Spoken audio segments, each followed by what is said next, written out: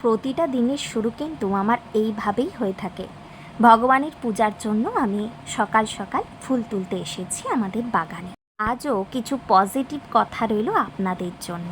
জীবনে কাউকে আঘাত করার আগে একটু ভেবে নেবেন নিজে আঘাত পেলে কেমন লাগে। মনে রাখা উচিত জীবনে কাউকে কাঁদিয়ে বেশি দিন ভালো থাকা যায় না। কারো কাছে আপনার মূল্য নাও থাকতে পারে, তার মানে এই নয় সকলের কাছেই আপনি মূল্যহীন। কেউ আপনাকে মূল্য দিক বা না দিক, নিজেকে নিজেই মূল্য দেওয়াটা সবার আগে জরুরি।